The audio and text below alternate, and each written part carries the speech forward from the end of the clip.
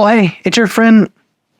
Oh hey, it's your friend who is officially 2 whole weeks into owning their first fiddle leaf fig, and it's thriving. Well, not actively dying, so this is a win. Back for some more tech tea. So without further ado, let's get into it. Here are 3 tech updates to help you get through your Monday.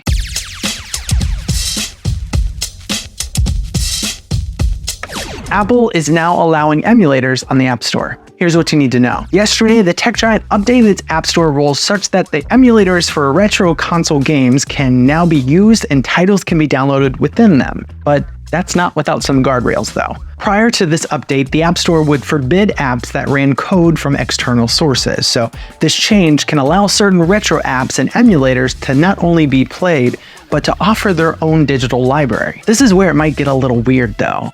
You see, the apps need to use an in-app purchase mechanism, and they also need to strictly follow copyright rules as to not pull another yuzu situation. While emulating hardware isn't necessarily illegal, like we saw earlier from Nintendo, sometimes just facilitating the hardware might leave you up for legal retaliation. I can't imagine Visual Boy Advance offering a library of Legend of Zelda games to buy, but there are some ROMs which are in the free domain, albeit it will definitely be from a limited pool. We also saw Apple change their stance on cloud gaming services like Xbox Game Pass earlier, so while things could definitely be manipulated and popular ROMs can find their way on the iPhone, I'm more interested in the idea that maybe this wasn't done for emulators as much as game stores running parallel to Apple. Now, I can't see them bending the rules for Epic Games, but what about EA Games or Ubisoft? Hoyoverse is most likely going in that direction as it releases more titles. It's interesting to say the least, but I mean, if you are buying a phone with the idea of the emulation,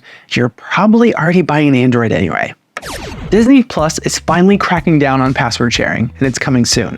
Here's what you need to know. Back in January, Disney sent out an email to its Plus subscribers telling them that they were changing their subscriber agreement but didn't include a solid date on when this might happen.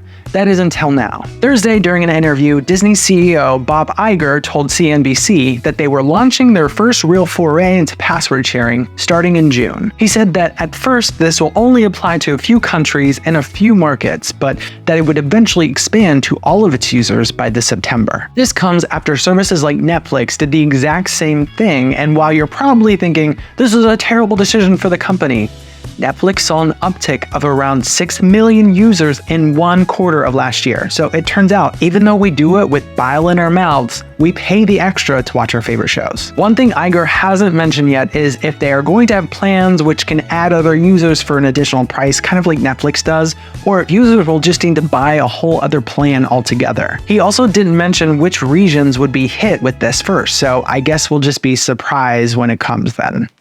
And finally, Google is changing its search algorithm and may even start paying for search results. Here's what you need to know. If you are in the digital marketing space, you know that around every quarter or so, Google will release an update to its algorithm in order to weed out websites that are faking results or just abusing SEO techniques to try to rank higher. Recently though, thanks to AI, we've seen a mass amount of spam sites and pages that are overtaking search results and bearing useful information that we might need. Well, it would seem in the latest shift, Google is hoping to reduce this unhelpful content by about 40%. The company's hope is to weed out scaled content abuse, filter by site reputation, and websites with an expired domain. Along with this newest shift, the company is also considering charging users for AI-generated search results. Recently, Google has added a feature in Search Engine Labs which uses AI to help summarize search engine results and give you the answers to your questions toward the top. It's not near as robust as, say, ChatGPT or even early Bard, but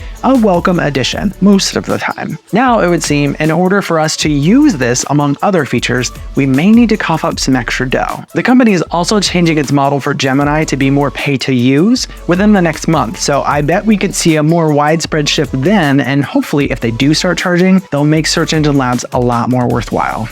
That's all I have for now. Make sure to like and subscribe if you haven't already, and I'll see you back here for some more tech tea.